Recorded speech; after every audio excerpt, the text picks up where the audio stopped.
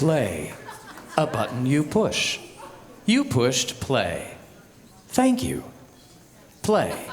Engage in activity for enjoyment and recreation. Take part in a sport. Represent a character in a theatrical performance or a film. A dramatic work for the stage or to be broadcast. The space in or through which a mechanism can or does move. Scope or freedom to act or operate. Play. Caper. Carouse. Cavort, clown, dally, disport, divert, frisk, frolic, gamble, joke, jump, kibitz, create, rejoice, revel, romp, skip. Here's your playful host, Jodi Eichelberger.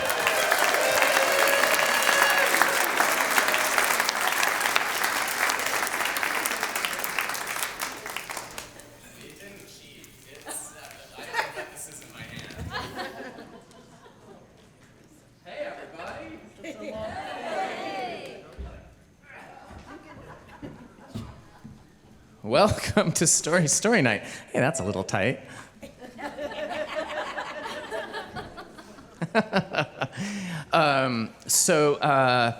We were going to be legit, and we were going to have my voice recorded on this reel-to-reel, but this actually is my father's old reel-to-reel from, I think, around 1968, which I'm not sure I've used since I drove it across the country in a U-Haul, and it's been sitting in my garage. So we've discovered that the playhead, that may not be the right technical term. Is that right, the playhead? I'm getting a thumbs up, I think. Is slipping and not making contact with the magnetic tape, so we cheated. Yeah, we cheated. Hey, first of all, thanks to E.L. Anderson, who did not cheat.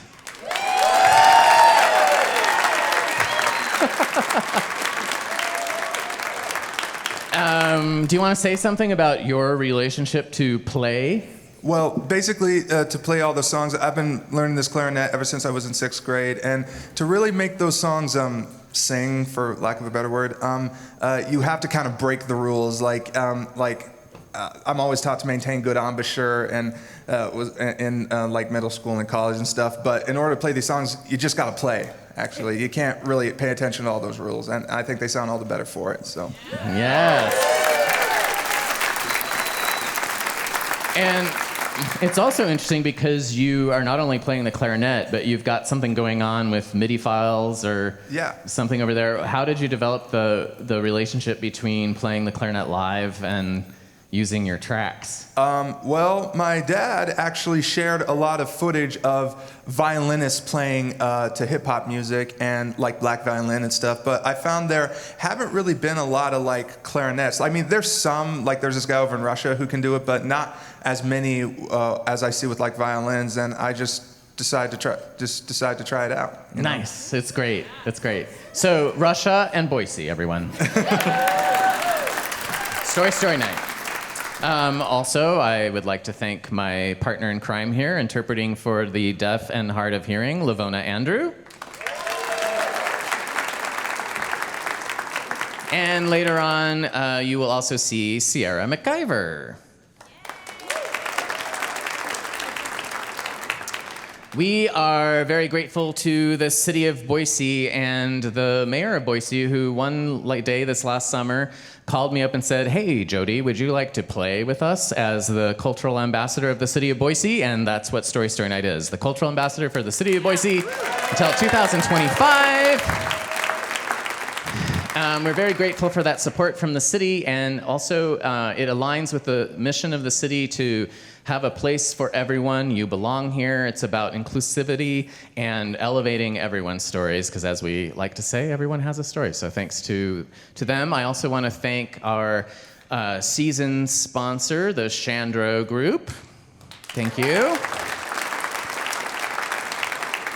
And our show sponsor tonight is the Boise Group. You might have met some of them out in the hall earlier. So this one does work.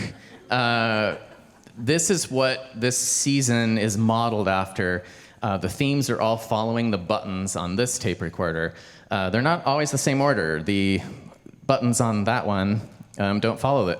By the way, this is now playing Captain and Tennille. So if you started, my dad apparently transferred it onto the reel-to-reel. And so I think Elton John's on there too later. So if you start feeling like a psychic vibe, it's coming from there. So we're following, we've already done, we're on side A of our tape right now. Next month I have to flip the tape over. But we've done record, that was our first show. We've done rewind. Tonight we're here for play. And then we'll be moving on to fast forward, stop, and eject to finish out the season. And our other person who was inspired by these buttons tonight is our show sponsor. We have a little message from them here. In life's constant fast-forward hustle, it's rare to find moments where we can just hit pause or play and think back to our stories. At Boise Group, we appreciate the power of these moments, the stops and starts, the rewinds to our favorite memories, and the eagerness to play forward into our new beginnings. As real estate professionals, we know every home we sell isn't just a property, it's a collection of stories, a space where time can be paused for laughter and love, and where families can press the play button and start creating all kinds of new memories. Thank you to the Boise Group. That was beautifully written.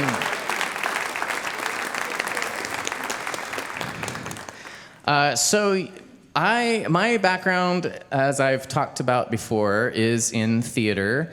So when I hear the word play, I do think of play as in a theatrical performance, something that's up on stage. And in the world of theater, we have games that we sometimes use for warm-ups, but when we think of play and theater, it often starts moving towards improvisation, where you just get to play with the other people on stage. So I'm doing something a little different tonight, which is going to happen at the end of the show after we hear all the stories. And I've invited a guy that I've played with quite a lot. That didn't come out quite right. Matthew Kelly Melton. I can explain. I promise. I can explain. We're both married anyway. All right. So Matthew, what are we cooking up for the show tonight? Oh, there we am. Hi. Hello, everyone. So we're trying something tonight, aren't we? My name is Matt Melton, as you said. I am 1/4 of a newish improv troupe. We call ourselves Hoochie and the Blowfish. Sorry, Mom, that's the one we picked. And this evening, we are going to attempt, here's the pledge of this 3-part magic trick, what we're going to do. We are sitting in the back. We will be listening intently to all of these stories. We have not heard these stories before. I've heard a couple of pitches for them. I don't know the specifics. None of us do. At the end of the night, before you leave, stick around. We are going to come up and do an improvised scene that will incorporate elements of most or all of these stories that you will hear this evening. We're going to try it. The pitch I gave to Jodi was, what if you took everything from here and put it in the chat GPT and told it to make a new scene? That is the pitch. We will see how it goes. So everyone will have 6 fingers, is what you're saying. 6 fingers, several eyes. The lighting will be all weird. It'll be great. Excellent. But, having you on stage, I think about actually the season that we did together when we were virtual and we were playing game shows. That's right. And you were our game master for those. What have you brought out of that? What's sticking in your head about that experience of doing that season virtually? I learned an awful lot about PowerPoint. Oh. Very quickly. To make the macros, to make the games work. Did anybody watch that virtual season, by the way? Do we have anybody in here that did that? Thank you so Thank you. much. And also, you're welcome. And I've forgotten all of it. I don't know how to do it. I've not touched PowerPoint since, so I can't help you there. But we did Wheel of Fortune. We did Let's Make a Deal, Family Feud. Yup. Jeopardy, I think we did. Jeopardy, yeah. The Love Connection. That was for several reasons, that was so weird to do that virtually in that cool soundstage area, but we made... The thing I take away from that is that we kept it going, right? We made it work. We kept it on the rails. You could clap for that. That's great. Thank you. And that I am most proud of. The thing I remember the most is the time we had a digital screen in the back of the soundstage so we could see all the people at home on their computers. And I think you were the one that said, Jodi, there's a chicken on one of it. That's right. They got up and left, but on their Zoom window, it was like in a baby seat, chicken. Yeah, just like a chicken. A little lawn chair kind of thing with chicken feet that went through. And he was just very polite, chicken, hanging out, watching the show. We had to talk about it, though. We had to. There was a lot of play that season. Yes, indeed. It was really fun. And so we're looking forward to Hoochie and the Blowfish. Hoochie and the Blowfish. That's right. An extra bonus for you if you want to be a slammer tonight. You'll get to possibly see yourself portrayed by Hoochie and the Blowfish later, or characters in your story portrayed. People, places, and things. It'll be more avatars of each story. We will blend it all right before your very eyes. Very good. Thank you so much. Thank you. We'll see you at the end. The other thing about play for me recently is this season, as part of support for Story Night, I published a new book called Audience of One, Stories of Stage, Screen, and Solitude, which will be available at intermission over here. Oh, has anyone read it already? Oh, wow. That's cool. So in there, I do detail a few plays that I was in. One of them was a touring production of The Pied Piper of Hamelin. One of them was a production called Between Two Worlds, which was a cross between Romeo and Juliet and The Exorcist. But it was a Jewish folktale in the style of Chagall. But the first chapter is what inspired the whole book, and that was me attending a play. Well, I thought it was going to be a play. I was a student in London, and I went to a pub theater up on the second floor, 8 o'clock show, got up there, sat in the seats, and it got real close to 8, and I was the only one there. And I soon discovered I would be the audience of one for a one-man ballet of Wuthering Heights. So it left quite an impression, and I wrote a whole book inspired by that. So that's coming up. And structuring the book was a challenge, coming up with how to place the chapters. And the structure of Story Night, though, is very simple. It's 3 featured storytellers intermixed with a community story slam. The story slam is people in the audience. If you have a story about play, maybe you came here with something in mind, or you hear someone talking about play, or you heard all my words that I said about what play means, you just go over to the slammer booth right over there, see Susan or Ben, and sign your little name. I don't know if you have a little name. Maybe it's a big name. I have a pretty big name, actually. Put it on a ticket, stick it in there, and we'll pull a ticket, and you'll get a chance to tell a 5-minute story on the theme. We are technically a family audience, PG-13, so keep that in mind when you're talking about play, because we could do this theme at late night, too. It'd have a whole different energy to it. I do want to bring our featured storytellers, and tonight as a bonus, the featured storytellers get to try and figure out how to fit on these chairs that I've now smushed the table up against. Just pull them out to the side, I guess. In reverse order, he got an invitation to the Playboy Mansion. Please welcome Richard Rachman. And then we have a person who was recently in a play and discovered how play parallels reality. That's Kai Gutherson. Nope, that's not the right name.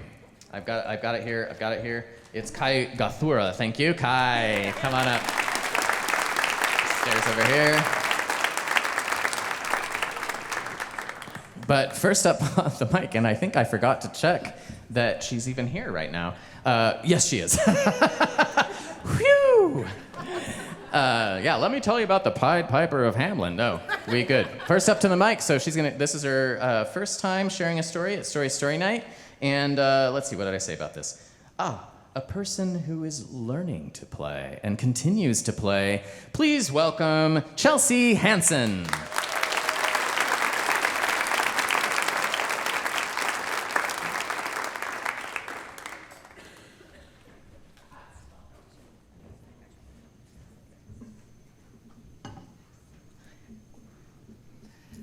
So I spent a bulk of my 20s in party mode. I was always at parties, venues, festivals, and for 8 years solid, my life completely revolved around Burning Man. Burning Man is an art festival in the desert that's centered around community and radical acceptance. And people bring these huge art pieces out there that you can interact with. And there's something weird around every corner. And it's basically a giant playground for adults that inspires creativity and childlike wonder. But every year I would go, I would think, how do I bring that out here in the world? Because what I feel out here, it doesn't feel like that. So suddenly I was 29. I was like, whoa, that happened fast. And I felt like I was in a vortex in the party scene. And I was also in a vortex of sadness and blame as well within. And I was feeling trapped, and boxed in by the whole scene. You know that scene in Alice in Wonderland when she eats that cookie and she grows to be like huge and her arms and legs are bursting out of the windows? It's kind of how I felt. Very trapped and also at capacity for what I could learn from that experience. And don't get me wrong, I learned so much from that experience at that time in my life. But it really wasn't reflecting who I was back to me, and I knew there was more to me than that. So I also felt like I was late for something as well, For what? Who knows, Humans and our destinations. But I knew I needed to do something different, anything different, to shake up the energy for something else to happen, right? So it was right before my 30th birthday, and I had a friend of mine who was also going to be 30 around the same time as me, and I asked her, do you want to do something big to really kick off this whole 30s thing? And she was like, yeah. So we decided to go on this big trip to Europe to commemorate this new season of life. So we started off in London, and it was our first night, and we played it safe. We just went to a corner pub right next to our Airbnb, and we had fun. A little too much fun, if you know what I mean. So the next day we were feeling pretty low energy, a little hungover. And we were just wandering around aimlessly, not knowing what to do with ourselves. And we didn't have a plan, we didn't want to do anything touristy. So that's when I suggested that we start by playing a game. We continue to walk, but we start to use our intuition every time we get to an intersection or a choice point and let it the areas draw us in, and we choose that direction, right? So we started playing this game, and we were not playing for very long. When we turned down this old cobblestone street, and behind me we hear laughter. And this group of people come up behind us, and they're in elaborate costumes, like big white and black checkered dresses that are poofed out like this, makeup that's, not your everyday makeup. And we were both like, yeah, we're going that way. So we follow these people down to the left, and we end up at this building. And there seems to be some kind of hype or buzz around whatever this was. And, there was lines outside the door, there were people in costumes, music, but no real indication of what it was. So we decide to open ourselves up even more, and we have to go in, and we have to find out. So we go up to the front desk, and we ask the lady, excuse me, what is this? And she was like, we are putting on a production. It's actually an interactive Alice in Wonderland play. And we were like, yes, please. We will take 2 tickets to that. And she frowned. I'm so sorry. This is a soft opening for press only. We're not open to the public yet. But you guys should come back next week and see us then. And we were like, dang. We're obviously not from here. And we're leaving for Paris in 2 days. And, we were just kind of wandering around. We started following our intuition. We see the people, and we just ended up here. And that's when she looked at us with wonder in her eye. I'll be right back, she said. And she returned shortly to say, yeah, we're going to let you guys in. And we were like, really? Whoa, okay. How much do we owe you? And she was like, no charge. So we were already astounded at the fact that we stumbled across an interactive Alice in Wonderland play when just moments ago, we had no clue what we were doing, and we're just zombieing around London. And then to be let in for free, we were pretty excited at this point. So we get into line and we wait, and then the line begins to move, and the play begins. So it starts off in this room, when there's books and oddities, things you might find in an Alice in Wonderland room. And there's a man at the front introducing us to the experience. And I was standing near him next to a bookcase when suddenly it flung open and all these pages flew at me. Like the last chapters of my life were bursting from it and falling to the ground. And off to the other side, here comes the white rabbit, nervously worried about the time, in a rush to get somewhere, through the door and down the rabbit hole. Sound familiar? I could definitely relate to his rush for time, and I was the first one through that door. So we continue to interact with this play, and we get ID cards that indicate we're court cards for the Red Queen. They take us down this dark hallway that had these little holes cut out in the wall, and we're meant to peep through them. So we look, and we are looking at Alice, and she's trying to figure out who she was. She's locked in this room trying to figure out a way out of it, stuck behind a looking glass, but not able to see her true reflection. And, I was like, is she going to figure it out? Am I going to figure it out? I feel like I've just I shouldn't say wasted, but spent a huge chunk of my life running from that altogether. So again, I feel like I'm looking at my reflection, at a lost little girl who didn't know who she was. And from there, we went to a room, right, that looked like the ocean, and there was a big pile of trash on the beach next to this piano, when suddenly this pile of trash begins to move, and it's the mock turtle, and he gets up and sings his lament on the piano in the rain. Now, the mock turtle is not in the movies, okay? It's a character in the books that is perpetually crying and reliving the past and just living in that state. And at this point, I'm taking it personally. I'm like, okay, yes, I relate to this vortex of sadness, And from there, we go to sit on the jury at Alice's trial against the Red Queen. And from there, the play ends and we are taken to this ballroom where there's circus performers, actors in costume and in character, bars, food, all the producers and press, and we just spent the rest of the night all for free.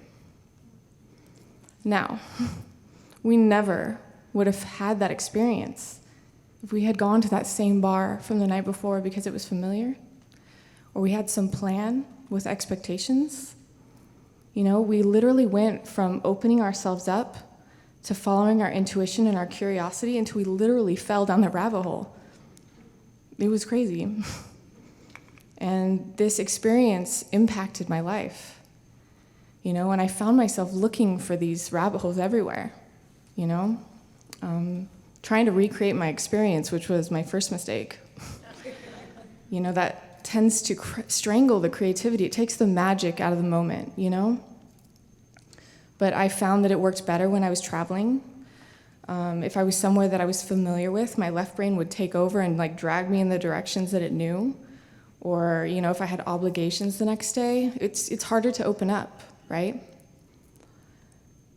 But it wasn't until years later that I realized that life is just a series of rabbit holes, It's not just those exciting experiences that you can have on vacation, although those are nice. But a rabbit hole is just a choice. It's just a choice to do something different.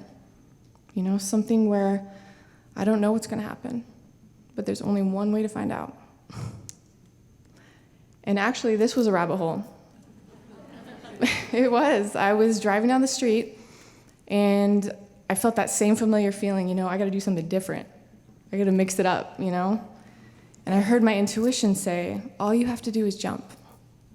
And I was literally driving by, and I look up, and in big red bold letters, it says jump on the side of this building. I'm not making this up. So I laughed, right, at the synchronicity. And then I remembered my friend said they do storytelling there. And I was like, maybe I should tell a story. Or maybe I should just go see what they do there. I immediately start backpedaling because I've never done this before, right? And it sounds scary. So there's some fear, right? So a month later, he reaches back out. Do you want to go to story night? And my intuition was like, you should tell a story. And I was like, ugh. So I immediately ran to my computer and I got online and I submitted my story before my fear could talk me out of it. And I was like, I'll just see what happens. And a couple days later, Jodi hits me up and he's like, sounds like your story's perfect for the theme play. And I was like, theme? Okay. I had no idea. You know, I just jumped. And the universe has a funny way of catching you when you do that. So at 38 years old, do I know who I am? Kinda. But not to sound cliche, but that is a journey, not a destination. And what I've learned from this whole experience, this whole rabbit hole experience, was the importance of following my intuition and embracing the magic and mystery of life, you know? And so that's what I do. I follow my heart and my intuition wherever it leads me. Now. Does it lead me into plenty of these rooms where I expand or I shrink or I cry pools of tears like Alice? Yep.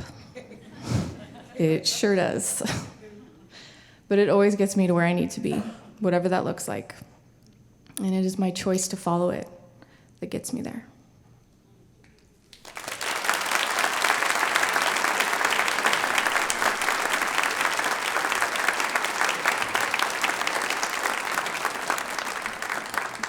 Thank you, Chelsea. I know exactly who I am, and I'm spending a whole lot of energy trying to change that. But it's another way to do it. It's a good testimonial, though, for featured storytellers, and anyone can be a featured storyteller. All you have to do is write in to story@storystorynight.org, or you can go to our website, storystorynight.com, and there's a link that says stories and a little form.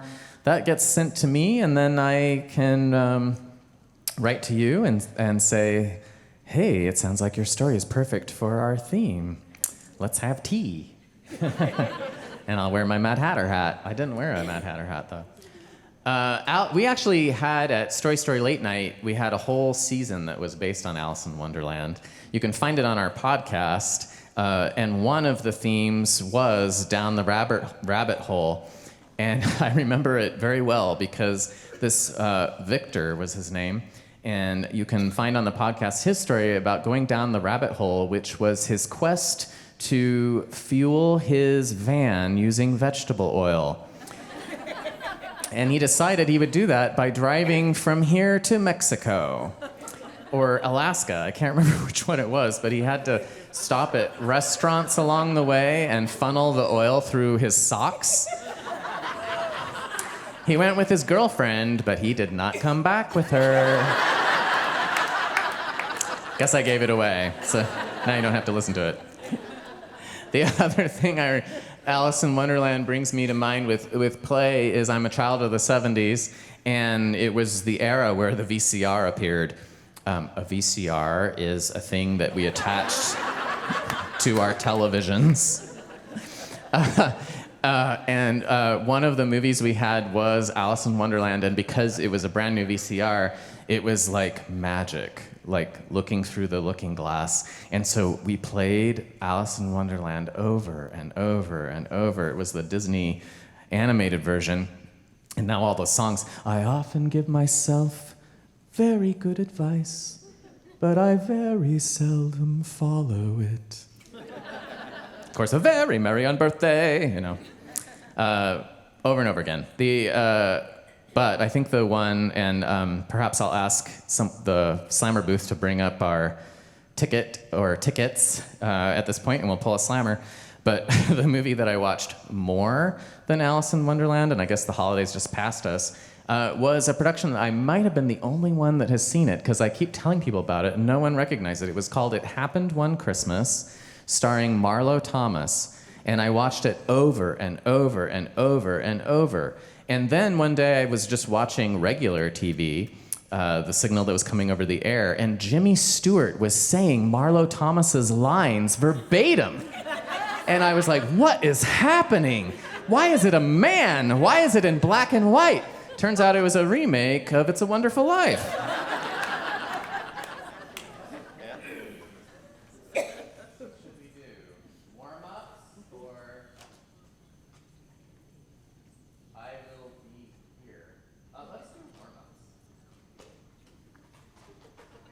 All right.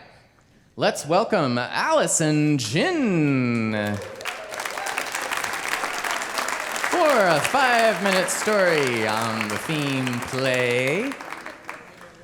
Have you done this before, Allison? This is my first time. Your first time? How exciting! Yes. Again, thank you again. So, if you run out of time, I will sneak over here and I was going to play something, but I don't know what to play. I'll hum in your ear. I guess I'll do that.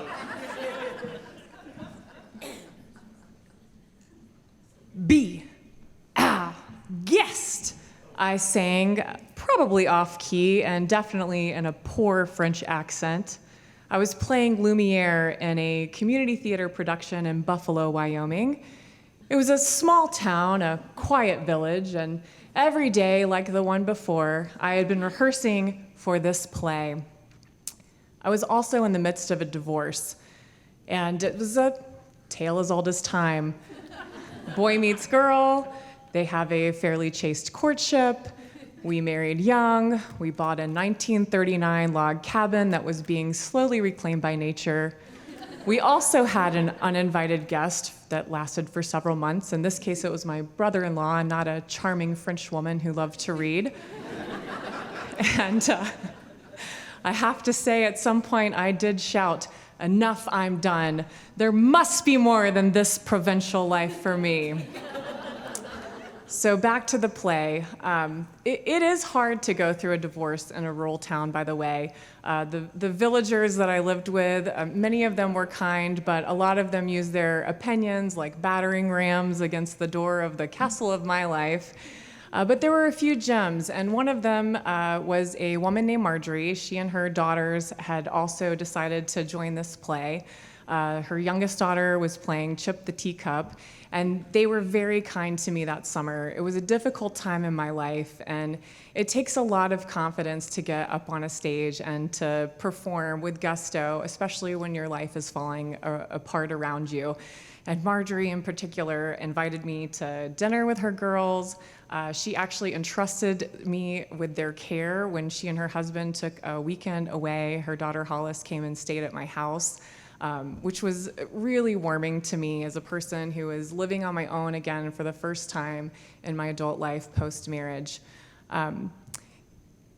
I don't quite have a closing in mind, except that I think that what I did learn about myself is that you can find that you're wrong and you can change.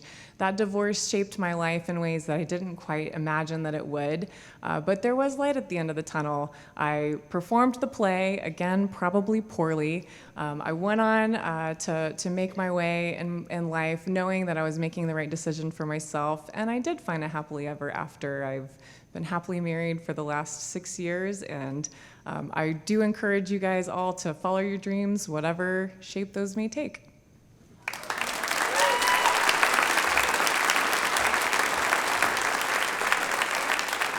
And Allison, if you would go visit the Slammer booth there, because we are not playing. You gotta sign a release form.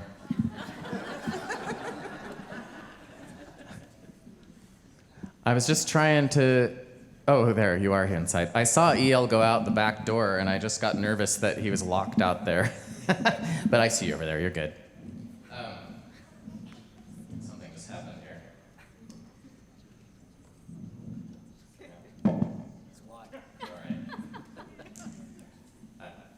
I don't know if this happened in your head, but when Allison was telling her story about playing Lumiere in Beauty and the Beast, I was picturing about a 7 or 8-year-old girl. And then she said, and I was getting a divorce. The story changed very quickly. Beauty and the Beast, very good. All right, well, next up we're going to have our featured storyteller who was also very recently in a play, but did not play a candlestick. Please welcome Kai Gathura.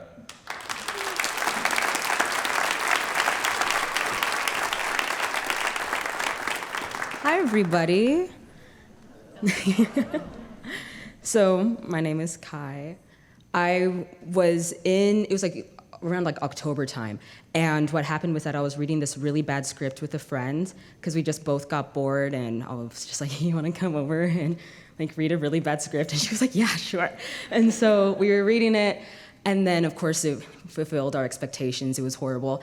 And we started talking about our favorite shows and of course what the magnum opus of all of it was for us.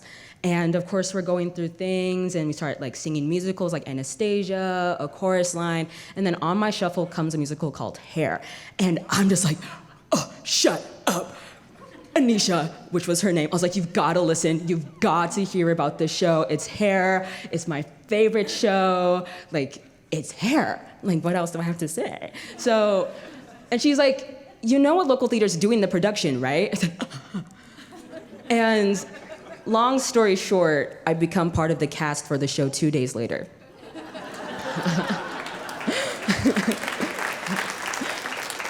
The world works in mysterious ways. So this show, Hair, is basically a musical about hippies in the 60s. That's the very, very, very, very short version. But it basically has to go around with this main character. His name is Claude. And he's pulled between two realities that face him. He's a man being drafted to go off to war, to the Vietnam War in the 60s, and him in the hippie lives, and like the ensemble characters are just like, no, like screw the war, burn your draft card, blah, blah, blah, blah. But of course his family and society is telling him like, you've gotta go. Like, that's your duty, you've gotta go. And so that's the whole premise of the story. And it's so minuscule, but it's so powerful. And it's an incredible show. And so, of course, I got to be a part of it. And I wasn't playing anyone special. I mean, I got to sing Abraham Lincoln's Emancipation Proclamation. And I mean, like, it was during an acid trip. That was fun. But, like, outside of that, I was just an ensemble character. And there was something special about that. When you're creating a character on stage, you have to really think about who you're creating and what their story is going to be. And the less important you are to the actual structure of the show, the blanker your slate is and the more creativity you get to have to create that character, which, I mean, is great, but it's also terrifying. And so I remember that I was given this blank slate of a character. And I was doing all these random lines from throughout the show. Sometimes my name was like Tree Number 2. Sometimes it was Abraham Lincoln. Sometimes it was like Luna. And I'm just like, who am I? And I was just like, but then it really hit me. I was like, who am I? And so I started figuring out and trying to play around to see who this person was. And so, of course, for like dramatic effect, I was like, I'm gonna make it really, really sad and whatever. And so I named her Barry, and we used the nickname Babe. And then it somehow landed as BB in the playbill. So don't know how that happened, but it happened. And I was like, okay, how about we get really dramatic, and she has struggling parental issues. And it was just like, okay, cool, what is she gonna do? And so I started thinking and just started figuring things out, and I ultimately started going into academic stress and academic trauma. And I was just like, okay, she's a student, and her parents are just like constantly pounding her, like, you have to get good grades, and anything less than a B, then, oh, whatever. And then she's also playing instruments, and then she's also doing sports, but then she's still gotta get good grades, and then still have 8 hours to sleep, and whatever. And so I was just creating her, and I was like, this is good, write it down. And so I was like, okay, so this academic stress is pulling on her from her parents, this stress to just have to be the perfect human, basically, at such a young age. These hippies who we were playing, they were young people. And so I was just like, okay, cool. How did she get out of here? Because, of course, ultimately, she ends up being a hippie. And I was like, okay. I put her in a corner, and I made her valedictorian of her class. And the reason why is because it forced her to make a decision about whether she was going to stay or whether she was going to go. And so I ultimately told her that she had to go. And I was just like, okay, so you decide to run away. She gets a couple $100, and that she steals from her parents.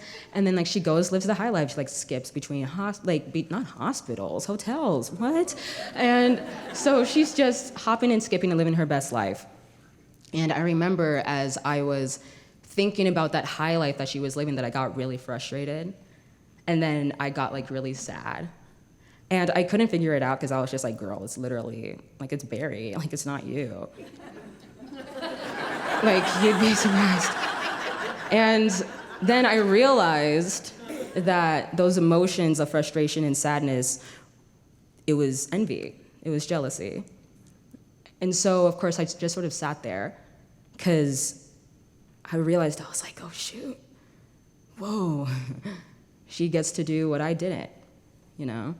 And of course, Barry's parents were a lot more dramatic than mine are. But it's still that sense of, you were pounded and you had to do instruments. Like for me, by the time I was 5 years old, I had done ballet, taekwondo, I was getting good grades and going to a really prestigious school, was playing violin and soccer. 5 things when I was 5, okay? I was stressed at 5. But I was just thinking about it, and I was just like, okay, we're gonna give Barry the happy ending, we're gonna like get our blood flowing, like let's move this along. And so I'm thinking about what she's gonna do, blah, blah, blah, blah, blah.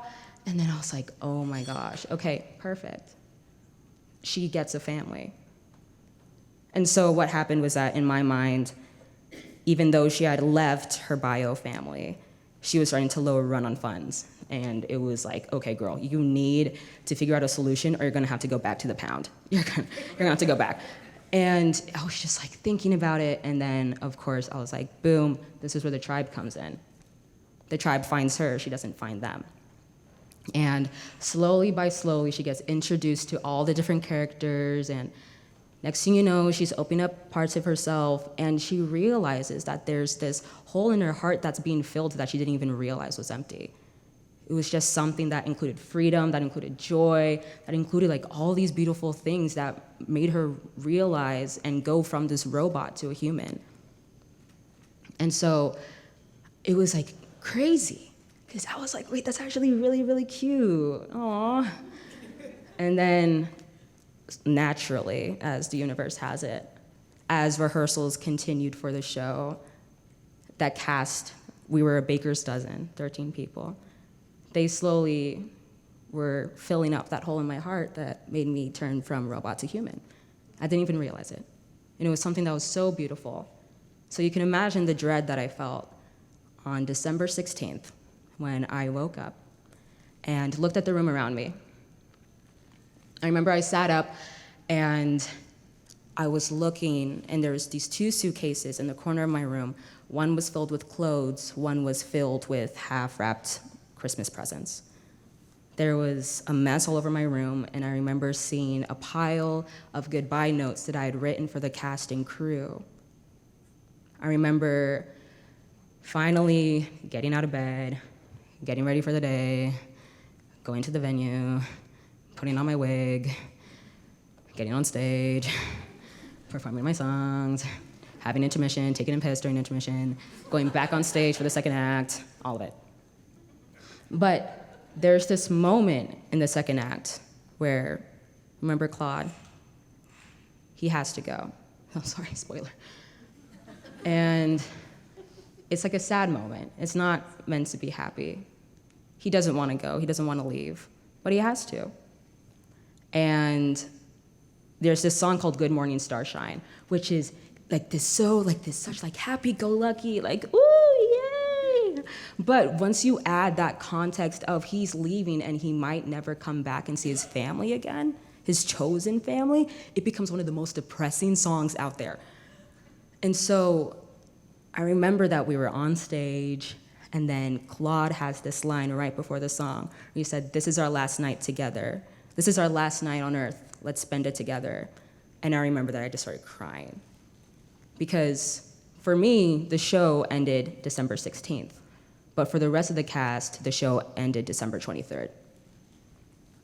And so we were just like going on throughout the show, and I remember I just started crying, but of course me and my theatrical self started like leaning it towards the light, and was like, I'm crying, but it's for dramatic effect, and blah, blah, blah. And I got, of course, got tons of compliments. It was like, oh my gosh, the crying on stage was beautiful. I said, yeah, I mean, it's fine. And so for me, even though I was seeing this beautiful family in front of me, of course, for Barry, that was just another day for her. Of course, she was losing someone that she cared about, but she got to go back to that family. But for me, I was the one who was leaving. I was Claude. And so I remember we took a bow, the show ended, cried my tears, said goodbye, left the following morning, had major jet lag, because I was flying back to go see my family. I was going to the place that I didn't want to be. I was leaving my family for my family. That wasn't fun, because whenever I had jet lag, I would wake up and I would check the time. It would be the time I would be on stage back here. So it would be like, oh, girl, I'll be singing right now. Like Abraham, like I would be trying to like manifest it and be like, don't forget about me, any of it. But of course, because of the fact that I left early, I never really got closure. You know, it was like, even though I played around with it, and now that I'm back in town and living my good old hippie life, I guess, it's not the same, you know? I've been able to see some of my family, but not all of them. But of course, life moves on, and that's okay. And now it's January 23rd, exactly a month after the official closing night, my birthday. I'm wearing the official, thank you.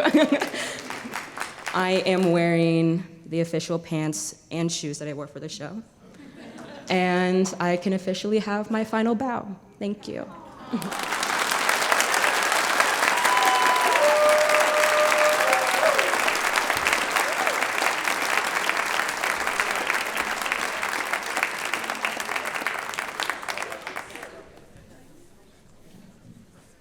One of the things I love about that story, I don't usually comment on stories, so I'm gonna break the rules a little bit.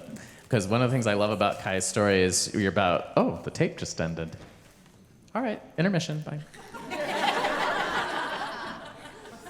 We're about over halfway into the story about her being in the production of Hair, and we haven't even gotten to the point where the play actually starts yet, which is so cool that you spent all of that time developing that backstory and that character. One of my favorite parts of my position here at Story Night is that I get to spend more time with these beautiful people that are up on stage with me, and we have these one-on-ones where we hear more about the context of their story. And I wish that you could all be there with me during those moments, but also I just want them for myself, so don't know what to do about that. But there are some additional details that I just want to share really quickly. One is that part about learning to play instruments. Correct me if I'm wrong, Kai, but I believe you play 10 instruments? Yeah. So that kept going. I guess she had to add a new one each year as she got older. 5 things when 5, 6 and 6, 7 and 7. Currently a student at Boise State University in, which year is it? Your sophomore year, right? And just a fun, can I just share where you went to see your family? Is that okay? Because it's pretty fun. How I found Kai was kind of through a back door. So the theater has a Slack channel, and I'm also part of Alley Repertory Theater, so I looked at the Slack channel for Hair, and I saw that Kai had made, because she had to leave early, she made a video from where she was to say, congratulations, everybody, I miss you. And the interesting thing about the video is there were a lot of goats in the background. And I think at one point I asked, how many goats were there, Kai? And she said, about 500. Because her family actually has a farm in Kenya. And so that was where she had to travel to, and is what interrupted her run in Hair, because she had to spend the holidays with the goats and the family far, far away. All right. Yes.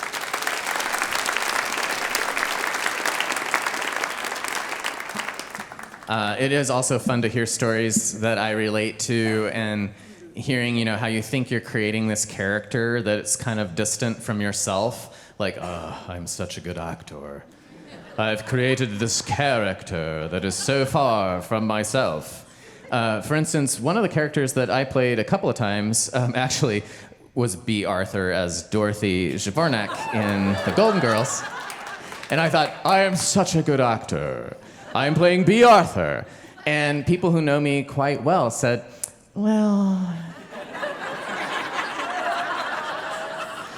it's really just you in a dress. And upon reflection, I realized, you know what? B. Arthur and I really are pretty tight. Yes. And that was fun. That was fun. Okay, back to the regular scheduled program. It says here I am supposed, all I have to do is press play.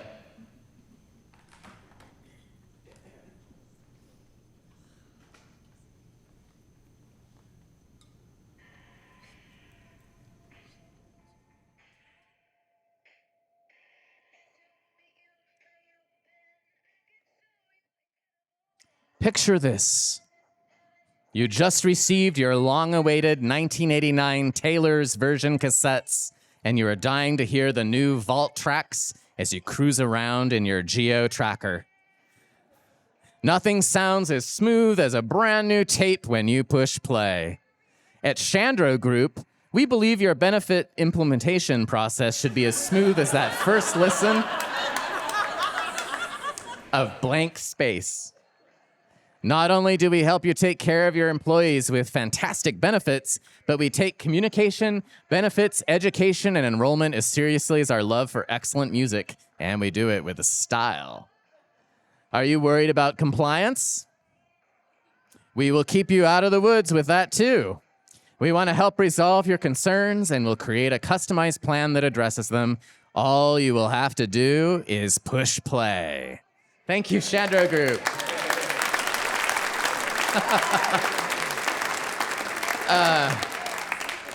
I also, speaking of compliance, I just realized I've completely screwed up our YouTube broadcast because this woman is not known for giving up her music. And so this part, if you're watching on YouTube, you can't hear anything we're saying because it's been muted. The sound is off. That's okay. All I'm really saying is that I'll be over here if you have a copy of the book you'd like signed, and we're going to take about a 10-minute break, and we'll welcome E.L. Anderson back up for some more music as well. See you back for more stories.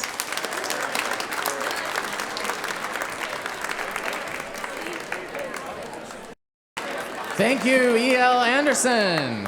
All right, we are going to start our second act here. I want to remind you that it's not too late to sign up at the Slammer booth.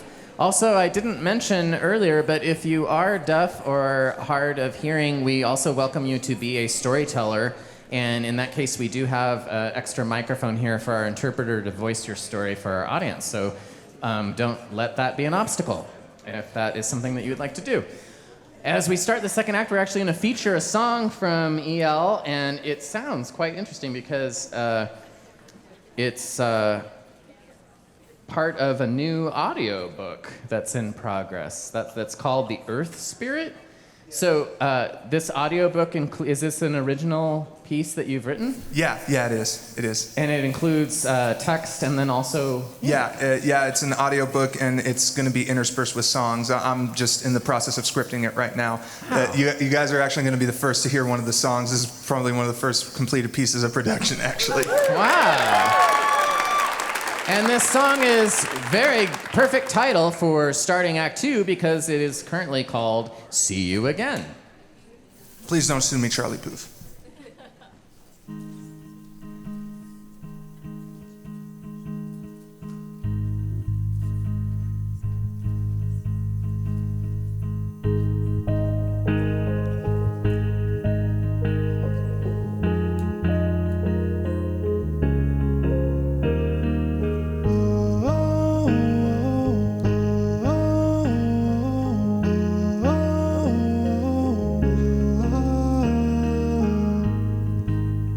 All alone,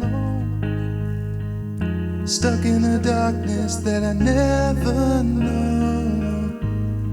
And then I met you, and for the first time I believed I'd make it through.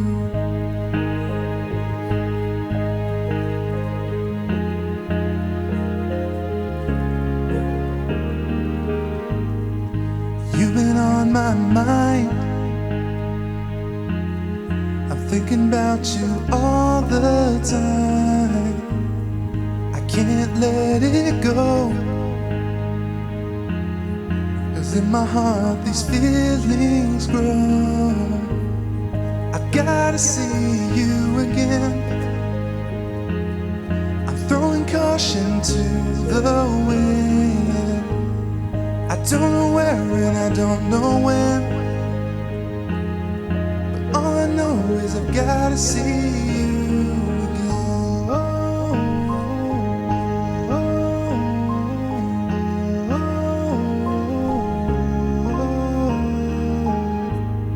Don't want my heart to break. To save myself, I get in my own way, but I gotta face my fear, because it's you that I wanna be near.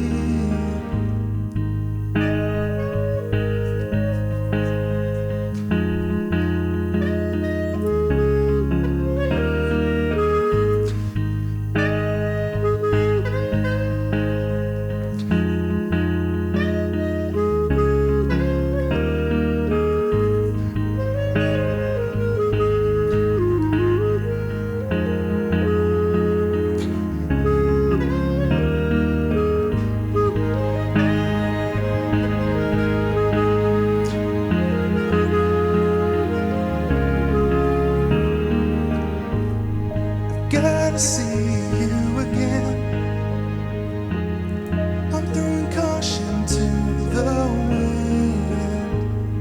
I don't know where and I don't know when, but all I know is I've gotta see you again.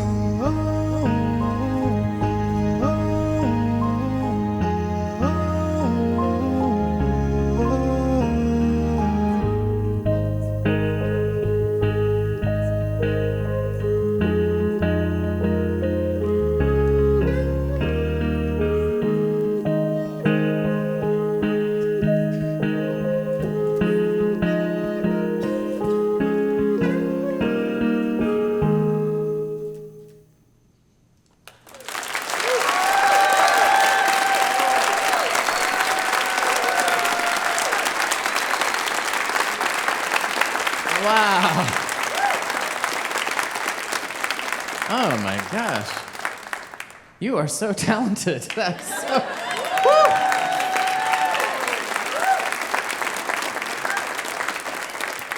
That's like a spell just came and swirled around the room, and we've all been magicked into a new place. Amazing. Where, when this becomes available, where would people find it? Spotify, YouTube, SoundCloud. I'll even probably have some physical copies as well. And they just would search for E.L. Anderson? Yep. Yeah. I'm Okay. pretty active on social media, so I'll keep anyone who follows me, I'll keep y'all updated on it. All right. Thank you so much. All right, Slammer Booth, it's time for me to see you again as we start off the second act with a slammer from our suitcase of old cassette tapes that are soundtracks to church songs that I used to sing when I was growing up. Chelsea, you can choose if you want to come sit up here or stay down there. It's up to you. But I'm going to let's have Richard choose the next ticket. Kai, by the way, is not here for the second act. She had to go feed the goats. Okay, I think this might be a slammer that we have had before. They didn't put their last name, but we'll see. Laura A. Laura. Hey.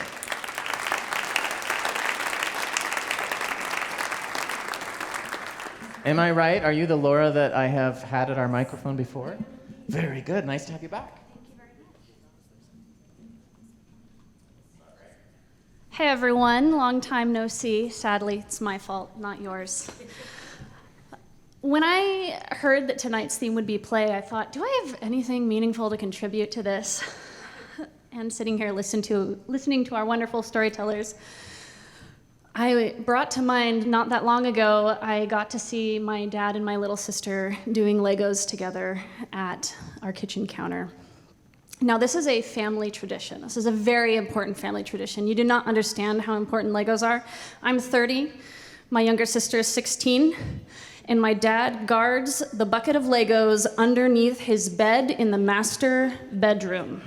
Okay. Legos are a very important piece of our family bonding, you could say. But it's also really cool because I learned how to play from my dad in almost all meaningful ways in my life that I can think of anyhow. When I was little, my parents divorced, and I don't think anyone would disagree with me when I say that I was 100% totally a daddy's girl, like all the way. He introduced me to maybe everything that I love these days. Reading out loud. We read Narnia when I was little. He even did the voice of Reepicheep, but I'm not sure you could pay him to do it now. Let's see. He also introduced me to video games. Because I had young parents, he had to bring me to work with him. So I also enjoyed fun games like Office Darts, and hiding in the office cupboards where you're supposed to put files, but instead my dad put little girls. And soon enough, I was playing video games with his other mid-20s college, well, I guess not college at that point, mid-20s coworkers, and they were all very disappointed that my button mashing could win against all their fighting games. But, you know, where he went, I went, and I remember when I was little, I don't even remember what we were doing. I said something like, "Oh, I can't wait to grow up." And he said to me, "Well, you're not gonna say that when you're older." By the way, Dad, I still 100% say that. Being adult is way better.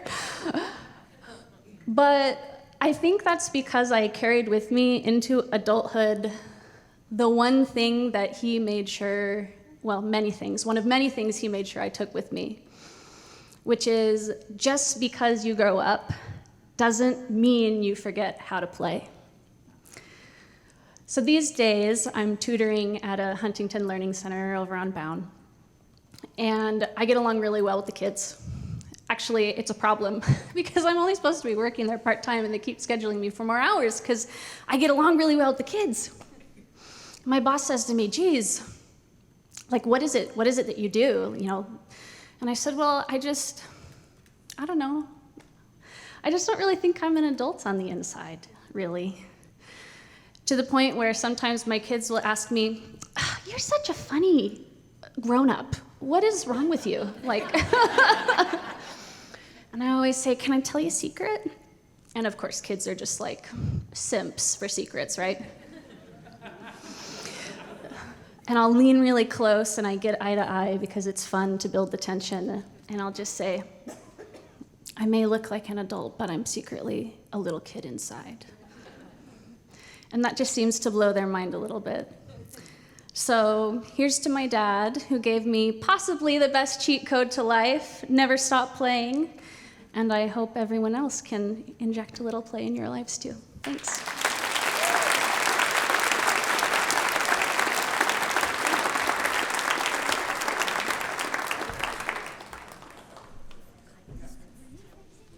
Thank you, Laura. Don't forget to sign our release over the other direction. I could tell you totally didn't forget. Video games. Oh gosh, those are so... I used to subscribe to a magazine called Compute's Gazette, and I had a Commodore 64. The memory of those, if you remember, is 64K. The Compute's Gazette had games in it that were written in machine language, and you would turn the pages of the magazine. I would do this for hours, typing in 4-digit codes that were in lines of like groups of 6. And in order to make sure that you didn't make a typo, it had a little added bonus that would add the numbers together to check if the sum was correct, so that you could tell if you made a mistake. Plus, when I finished, I saved it on a cassette drive which was attached to my Commodore, and it would take approximately, I would say I probably typed for an average about 20 hours for one of the games, and it would take 15 minutes to save it onto the cassette. And then another 15 minutes to verify it. Yeah, they're a little different. The graphics also are not quite what they are today. Pretty different. All right, we are going to have our last featured storyteller now. He was also featured at our late night series over at the Visual Arts Collective just this last October at Halloween. The theme was Trick or Treat, Stories of Dupery or Delight. I can't remember if yours was Dupery or Delight. Dupery. It was Dupery, yeah. It was Dupery. So tonight he's here to share with us his experience with play. Please welcome back Richard Rachman.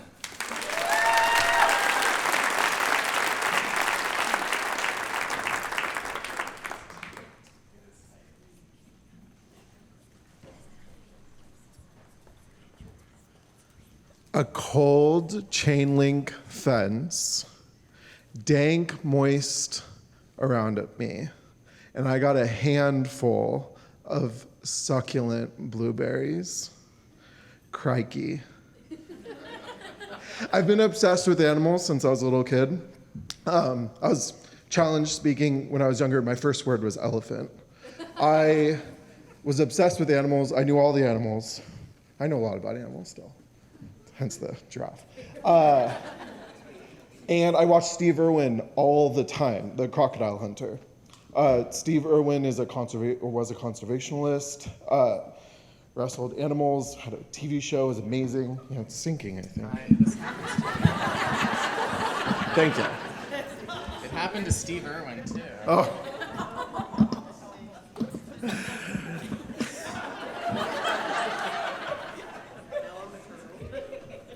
So years go by for my childhood of watching people like Steve Irwin, Jane Goodall, and I want to become a zookeeper.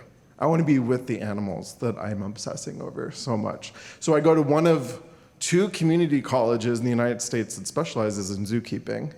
It's called Moore Park College in northern Los Angeles. And I'm taking a bunch of classes to try to get into the program. It's really competitive, one of which is just an English class. And it's like an English composition, whatever.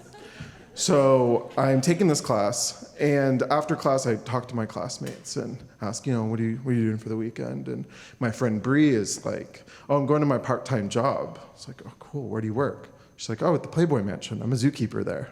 I'm like, what? Can I come?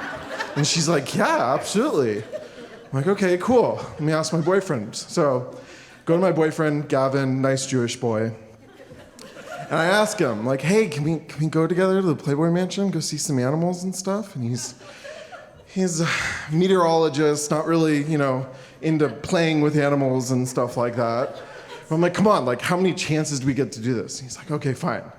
So we go, and we drive. I think it's continuously sinking. Maybe. And we go through Beverly Hills, we go through Hollywood, to the Playboy Mansion, and it's sprawling. Palm trees everywhere, verdant lawns, big pool with, the grotto, the cave, with all the, where the models like take pictures and stuff like that. It is opulent. Go to the security guard, maybe sign a release, I kind of forget. And we are walking through the pass with Bree and my boyfriend, some other guests as well. And there's peacocks just walking around the property, really loud and beautiful. There's an albino one. There's a bunch of like really brash green and dark colors and just spectacular looking. There's noises everywhere, parrots, monkeys. The air is just filled.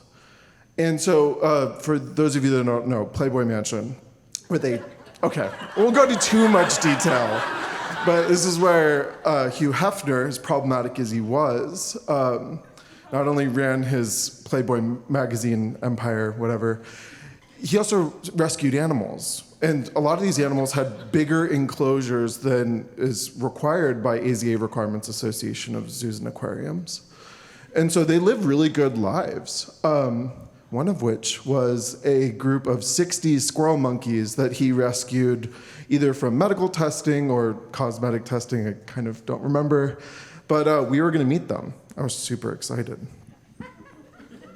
So we're going to all the different enclosures, seeing the monkeys and stuff, and so Bree tells us, you're gonna be feeding these squirrel monkeys, 60 of them. They're in their enclosure, and we're freaking out. This is awesome, this is so cool. So we get up to the enclosure, and I'm gonna take you to outer space for a second. It's kind of like the International Space Station, where you get up into the cage, and there's like another cage. So like, you know, when the astronaut comes from outside into like the first airlock, and then you go into the second, whatever. So we do that. We're in the airlock area, the chain link fence. She hands us the cartons of blueberries. We're so excited. Oh my gosh, oh my gosh. And the monkeys are going crazy, bouncing off the enclosure, swinging from their rope toys on their platforms. It's tons of fun. I can't explain what 60 excited monkeys looks like. Enough. A barrel of monkeys. Squirrel monkeys are about the size of footballs, maybe smaller. They have bright white faces, black eyes, yellow hands and arms, yellow tail, kind of darker on the backside. They live in South America. I've seen them before in the wild. It's really cool. And they in big troops, and they can be in mixed troops too, with spider monkeys or howler monkeys or capuchins. And they're just really gregarious, really excited, really playful. So we go in there with our blueberries. And Gavin and I have our cell phone, and we're trying to figure out, okay, long ways, short ways, like, how do we do this? Hand the phone to Bree, get us, like, feeding the monkeys. They immediately start jumping on us, crawling on us, grabbing our hair, going up. One's on a string, and it's, like, swinging towards us. So much fun. We are just giggling and laughing. And we even have you can see the video on YouTube. I put it on my very unwatched channel. It just keeps moving. Much like the monkeys. So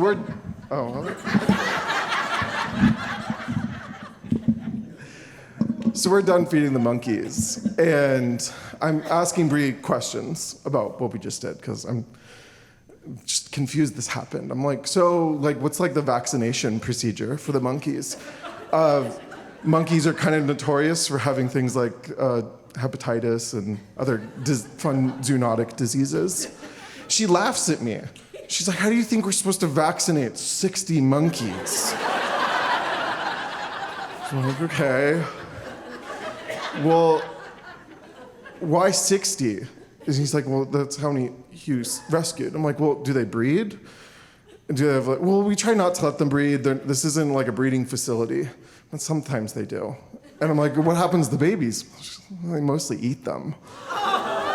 So we just got into an enclosure feeding blueberries whimsically to a bunch of unvaccinated cannibal squirrel monkeys. It's exciting. So years later, I'm a plant ecologist. I study plants and their spatial distribution and how things like wildfire and people affect them. Why study plants? There's a lot of them, more than animals, which is kind of sad. They don't need vaccines in order to be around them. You can step on them and accidentally kill them. It's not a big deal. And they can't hurt you, well, most of them. So I'm out in the desert studying plants with some fellow scientists, one of which was formerly a primatologist, which specializes in monkeys and apes. And I tell him this story about feeding blueberries to monkeys at the Playboy Mansion.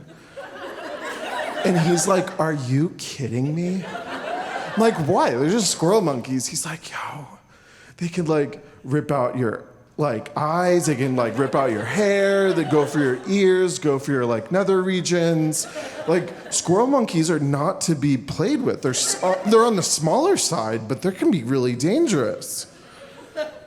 I'm like, maybe I could have just been like on on the side of the chain link enclosure, just feeding them blueberries like that. They loved it. I mean, they were really into it. Maybe I could have just not been feeding them at all, let the zookeeper do it. Why did I need to be in the enclosure with these monkeys feeding them? It's not for the views. The video, barely anyone's watched it. So, this harkens me back to that really terrible day Steve Irwin passed away, filming for his daughter Bindi with the stingrays when he was in the water. He wasn't playing with the stingrays, but he passed away as an effect of what happened. Animals are not to be, messed with. They have risks associated with studying them. I've worked with a lot of dangerous animals, such as scorpions or various rodents and stuff like that. Even got a botfly in my back once. There comes risks with play with animals, right? But I didn't really know about that until I learned more information, even right after them not being vaccinated or eating their babies. But just the fact that what I was doing was in of itself very dangerous. So, has that taken away my, ability to play? No, I'm still a wandering ecologist out in the world, but it makes you think. Thank you.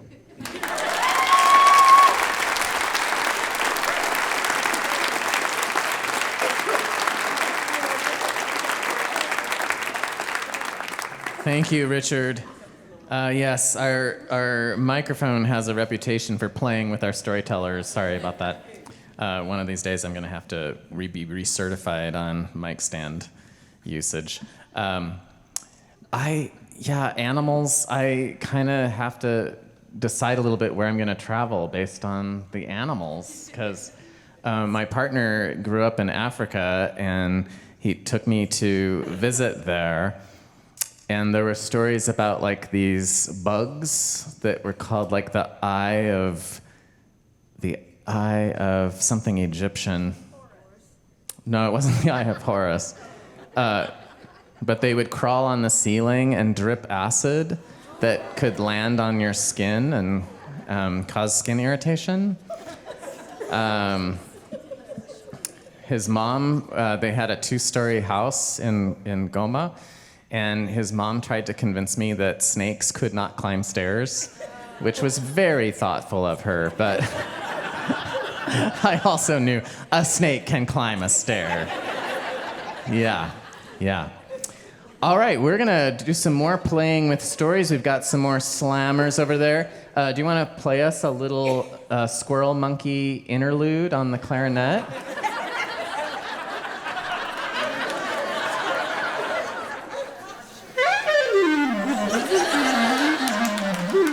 Yeah. Thank you. Did that capture your experience inside the Playboy cage? All right, here we go. Let's have Chelsea pick a ticket.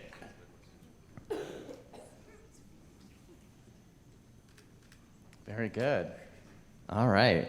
And our Hoochie and the Blowfish are getting real excited about the material that they get to. I don't know, sometimes when the story is so funny, it's hard to represent it in improv because this true story is so crazy. Like, what do you do? This is a person who is very close to Story, and actually was recently approved to be a new member of the Story Night Board of Directors. Please welcome Natalia.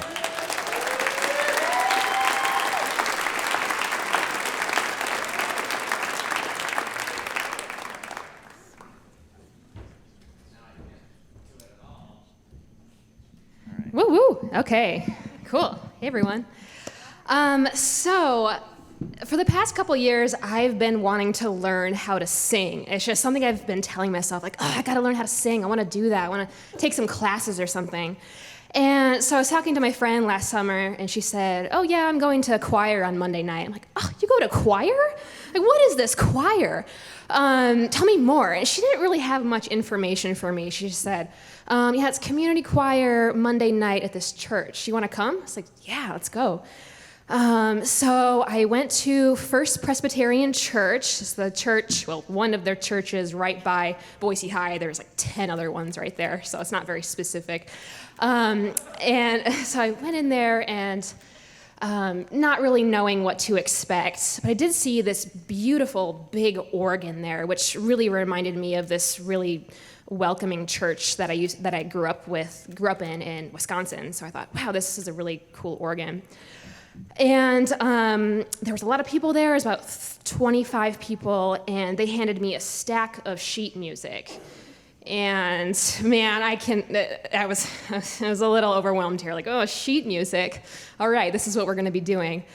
And we started to warm up, and we did these really kind of silly warm-ups and that kind of thing. And then we started reading our music. And I don't know anything really about music. I played viola when I was a kid, but I really forgot a whole lot. So I didn't know anything about 4/4 or the, I'm seeing my friend Jean here, who's a musician. She actually taught me some stuff a couple weeks ago. Or what a quarter note, like how long a quarter note was, or anything like that. So I was just kind of experiencing it.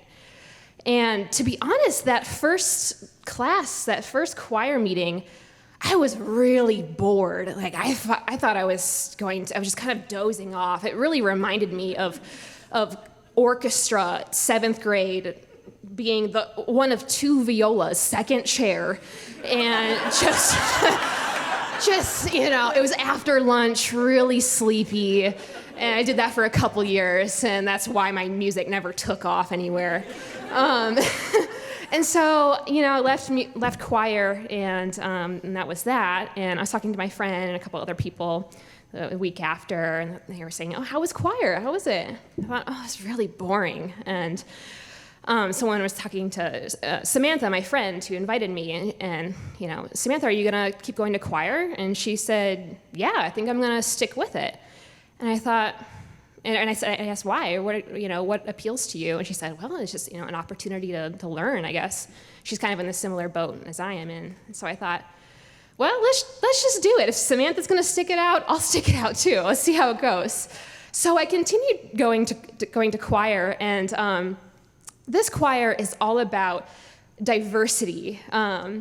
Even though of the 25 people, about 65% of them are ages 65 and up, and white, and the other, 35% are people in their 30s with like purple hair. So it's kind of like a fun mix. And over time, I've just kind of learned to find some joy and play in this choir. I'm an alto, and I've kind of gotten to know my alto buddies, and we have a little sectional going on. We have practice on Saturday. And it's goofy. Choir is goofy because there's so much room to mess up. The sopranos in one of our songs, like they have to go so high, like the highest you could possibly imagine. And sometimes it just sounds awful. And and we just all laugh. We're like, oh my God, that was great. Or sometimes the basses, they sound like frogs. And then the altos, us, we're all very, very new to music, and we just sometimes don't know anything what we're doing, and we just completely mess up. And I remember one time I started one of our songs, and I belted out the note. Like I knew what that note was, and Bonnie, our sectional lead, she just like looks at me, and like that was not the right note. And it's just lots of opportunities to play like that, and to play with your voice. And your voice is an instrument, and how you speak and how you are in the world, and singing is a mode for that. And so I've been very curious about using my body as an instrument and playing that instrument. And it's been really fun to learn about the techniques of singing. And one of my favorite parts are doing the warm-ups. So before we start playing our music, we do all these silly warm-ups, and it's just going through scales. And one part of the scale that was interesting for me to learn was, we do a scale, but we use our lips or make a V sound, like like that. And I learned that for the reason why if you purse your lips like that, the sound, the air coming from out of your lungs, oh, he's coming. It comes back, and it vibrates your vocal cords, so it relaxes your vocal cords and it warms you up. Anyway, so that's that. Lots of learning, and it's a lot of fun. Lastly, we have a concert coming up on February 3rd. Hillside Methodist Church, and we are called, I always forget the name of our choir. I know it's ridiculous. It's, thank you. It's called Common Ground Community Choir. So yeah, thanks y'all.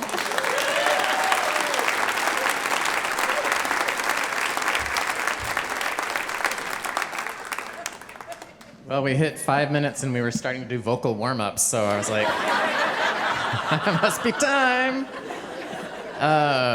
EL, did you play in an ensemble at some point? Were you like in a band or anything? There was all the school bands and stuff, and before my brother left for college, we were in a duo called The Swirl, and we called ourselves that because we have a black father and a white mother, The Swirl. Ah, now that's diversity. All right, swirl. I like that. Sounds like squirrel. I was a choir section leader at a church in Portland called Westminster Presbyterian, and it was a similar demographic as what Natalia just described. But you know, we would be in the big choir loft. It's a beautiful building with the huge stained glass and everything, and you were up on the stage, just totally visible for the congregation the whole time, and it was kind of hard to remain serious all the time, and particularly when there were typos in the church program. And one of the announcements was actually a former choir member who was turning 90, which was amazing, and the program said that Mary Lou would like to is having her birthday, and she would like to invite all her dead friends.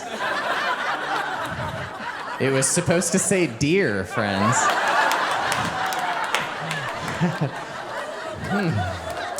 It was reading that in the program was hard to like not suddenly make a very acoustically known percussive sound. Let's bring up the slammer.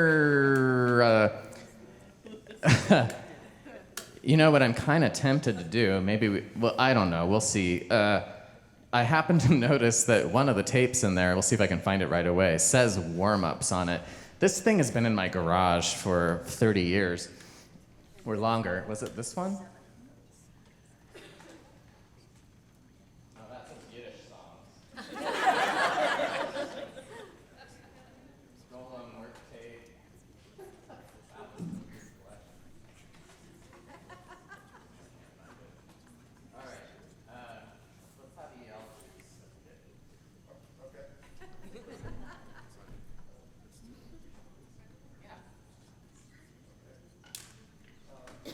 Oh, he's going to announce it too.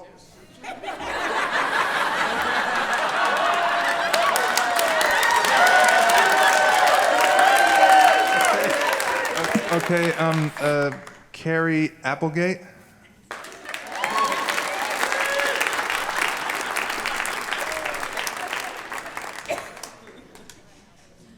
Hi, Carrie. First time. All right, welcome for the first time. Long time listener, first time caller. So I found myself in my first corporate job, and to survive, I read a BuzzFeed article, How to Survive Your First Corporate Job. And one of the things was join every team, go to every party, and so I'm like, I'm gonna join every team. I'm not athletic, but I'll join every team and I'll be there. And so when someone said, do you want to play kickball? I said, sure. BuzzFeed said I should. So I find myself on the kickball team, and I realize that my strengths are costume coordination. It's more fun if you have a theme every week. So come on, guys, let's try to run in wigs. Another strength I had was filling out the minimum number of women who had to be on the field at any time, so prerequisites. And bunting. I was really good at bunting. You know, just really boop, and then I'd run this direction, and I'd get an out, and, you know, somebody else would run in, and they'd score, and I'd be like, doing it for the team. And I shortly realized that I'm not a runner. I mean, by then I was 40, and I should have known that by then, but not a runner. But one time we were playing a game, and I was like, oh, that was great. I'm really exhausted. That was fantastic. And my teammate comes over and he goes, do you remember all those games that got rained out? And I go, yeah, that was great. And he goes, well, we have to play 2 games tonight. And I'm like, oh, God, team. So I ditched the wig because, you know, I can't run in 2 games in a wig. And I find myself, it's the end of the game. I'm exhausted. My teammate comes up to me and he goes, okay, bases are loaded. You cannot bunt. And I go, well, that's my thing. I bunt. I get out. I don't have to run around. And he goes, well, for the sake of the story, you can't bunt. It's more dramatic that way. So I'm like, great. I can't bunt. So I'm going to actually have to run and kick. And so I start running. I'm walking up to the base. And I'm like, how do I have Charlie horses in both of my feet and my thighs?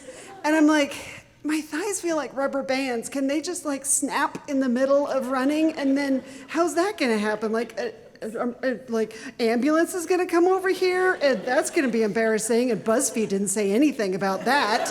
I mean, it never said get taken away in an ambulance on your first time playing kickball. But it was the end of the season. It wasn't the first time, but it sure felt like it. Anyway, so I'm just there, and I'm just like, oh God, I can't do this. This is awful. And I'm just like, okay, fine, whatever. And the guy's pitcher, I guess his name, he's pitcher. And he's like winding up and he's getting ready. And I see the ball coming towards me and I'm like, this is not happening. This is just, I don't know how this is I'm gonna fail my team. And anyway, so the ball's coming towards me and then suddenly, the lights go out. And I go, what's that all about? And the ref comes up, he goes, okay, game's over. This is Ann Morrison Park. We have a curfew, so no more game. And I'm like, oh, good job, team, woohoo! Thank you.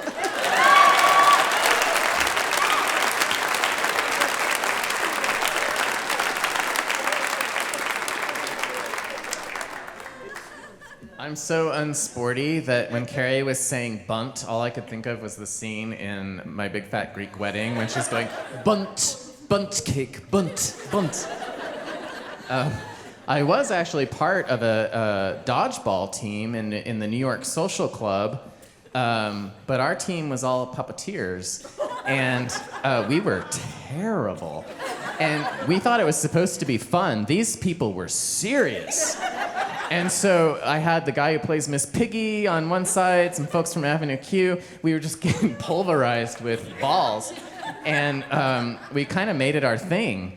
And so for the final game, we actually, we all had makeup at home. So we made black eyes and scratches and tore up our uniforms. So we just looked like we felt. And we did beat one team, and I actually felt worse for them than I did for us because they were known as the team that the puppeteers beat, which was pretty sad. All right, we're doing something special tonight. So what we're going to do is I'm going to go ahead and dismiss our featured storytellers. Thank you so much for sharing your stories tonight. This way you get to see the show too. Yeah, EL, you can leave the stage as well. And we're going to invite Hoochie and the Blowfish up here. We might need both interpreters for this one. We'll see how that goes. And they may need to move the furniture a little bit. Do I just leave the stage and then it all happens? Okay. Whoa.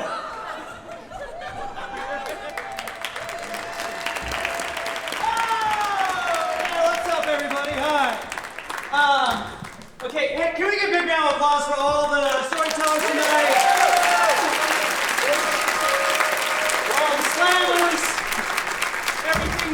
scene, it's about to get weird, y'all. We've already experienced a lot of fun weirdness as we've been playing. I'm Austin. I'm Jess. And I'm Matt. Hi. Yeah. From before. We are Hoochie and the Blowfish. We're going to be improvising a scene. We're going to put on a little mini play for you guys. We've been in the back watching and laughing, and each of the characters that we come out as, the way that we play, each one of us is based on either a featured storyteller story tonight, or the Slammers. So basically, we are embodying all of the themes and maybe the locations and characters and different things that you've seen tonight into one personified being. We don't really know how it's going to go. But to give you a little bit more specifics, Matt is going to be Richard's story. All right. Jess is going to be Chelsea's story, and Brighton is going to be Kai's story, and then I'm just going to be all the slammers, like just slammed into one thing.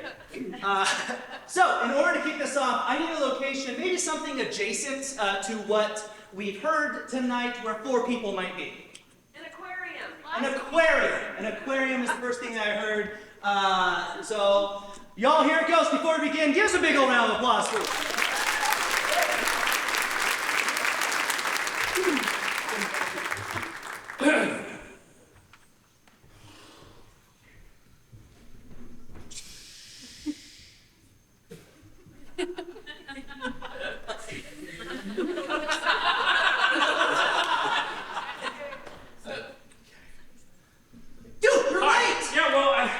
I was studying. I gotta study for the zookeeper test. Hey, I just thought you maybe allotted enough time for this. You know, this is my first time at the aquarium. Okay? Well, I had a lot of doors to get through. It's like an airlock. I get it. It actually took me about a half hour just to figure out what that all was. So, I gotta tell you, I am some combination of like nervous and also excited, but super unrehearsed. And so, it's gonna be a good time. Unrehearsed, but like I studied really hard for this. Are you sure that that's gonna be okay? Like, it's English composition is the final test to be a zookeeper, which I thought was really weird. I don't have to be in here as long as you do, so it's not going to be that big of a deal. Well, hey guys! Hey, what's up? My name's Barry. I go by Babe. You can call me BB. Barry Baby? Just BB. Baby? I prefer Barry. Barry. Or Babe. But call me BB. It's an unfortunate series of events that have happened in my life. Yeah, academic trauma. I don't want to go into it. Anyway. That's unfortunate because we're all taking tests to be zookeepers today. Yeah. How are you with Wuthering Heights? Because the first question says, how do you feed monkeys? Explain it in a 4-paragraph breakdown of Wuthering Heights. I'm also winging it, so don't even worry about it. You just come in, just have some gusto. You know you gotta take the stage, do the thing, believe in yourself. That's what my dad always said. Also, most of the time people think I'm a 7 or 8-year-old boy. Has anyone ever told you you remind them of a candlestick? Hello. Hey! Are you guys ready for the test?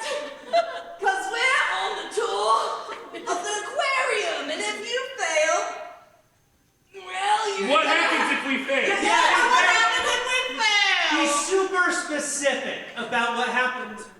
You'll have to face the unvaccinated monkeys. Wait a minute. Did you say unvaccinated monkeys? Yes, but ignore that. Just look at my... Time out. Ignore it. You twit off and did an aside. Was very scary. What kind of aquarium is this, by the way? You have monkeys that you have not vaccinated. And I'm a little confused about the goats in airlock 4. Yeah, I think I got bit a few times. Coming in... Oh, okay. The test has begun. Never mind, I didn't say anything. I'm ready. All right, everybody, let's follow me. This way to the testing center. So the chest is not inside the enclosure.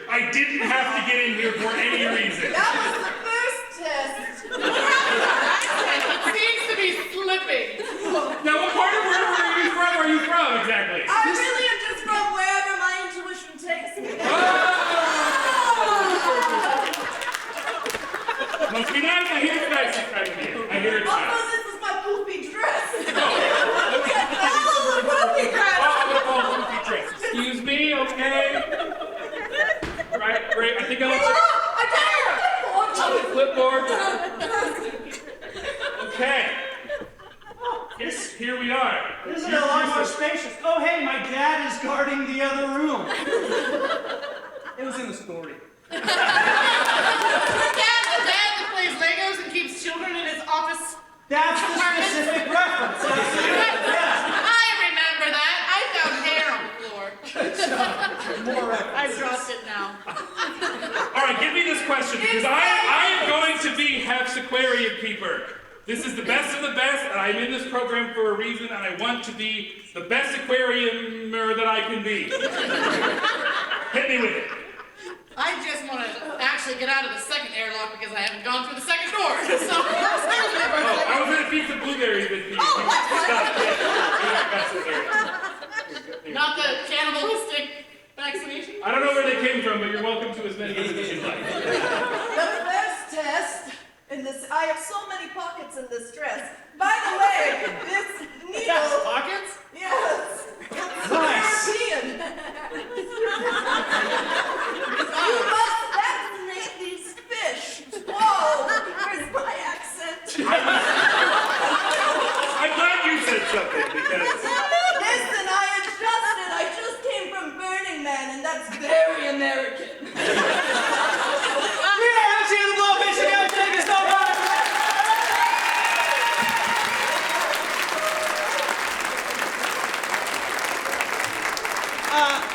Just so y'all know, we will be doing a full set at the Boise Contemporary Theater on March 1st. We're going to be opening for the very, very funny Rollin' and Riches, so come out. That show's to be announced very, very soon, so keep an eye out for it and get yourself some tickets. We'll see y'all later. Also, I just asked Jodi if I could say a quick thing. I just want to let you guys know, one of the things that was so exciting about this for us was to get to come out and be a part of this play theme, right? And one of the things that's so great about improv is that it really teaches you how to play. I'm standing on my tippy toes because this microphone is weird. It'll catch up, don't worry. Improv is about play. It's about learning how to just let go and play and take moments as they come to you. And I really implore you, please, go out, sign up for an improv class, take an improv class, sign your friends up for an improv class, and then tell them about it the night before it starts. It's wonderful, it's magical, and it's weird, yes, but just to have like what the life-changing experiences of improv, it teaches you truly how to play. So please go out and take an improv class. Thank you. Most of us up here teach one, so.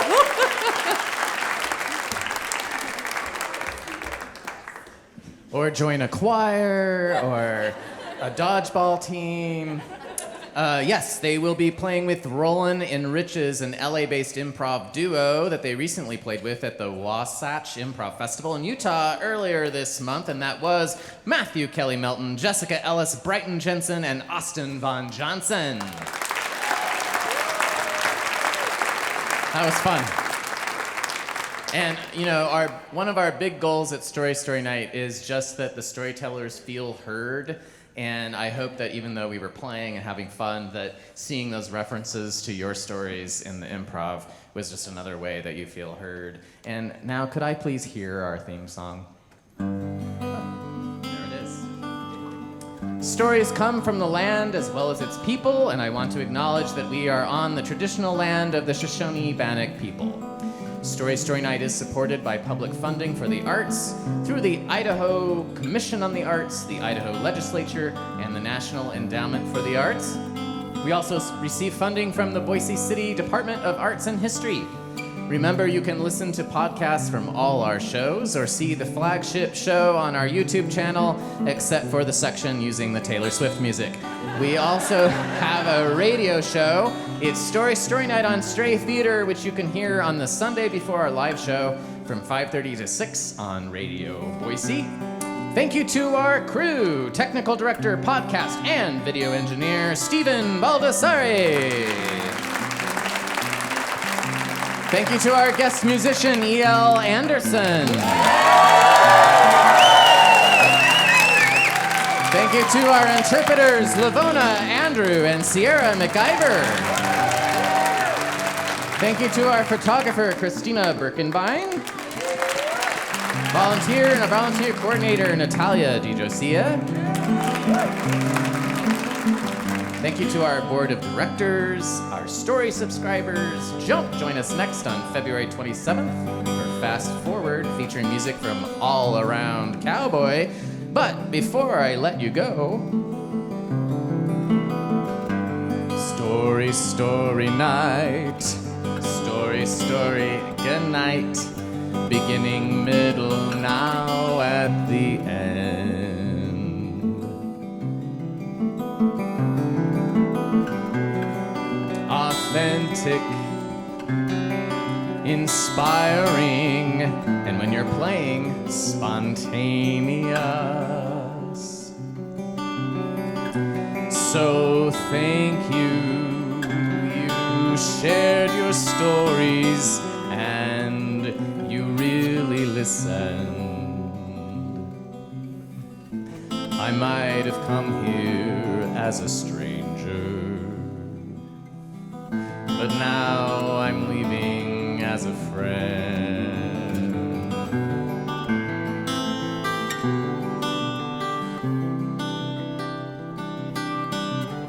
And so the stories never end.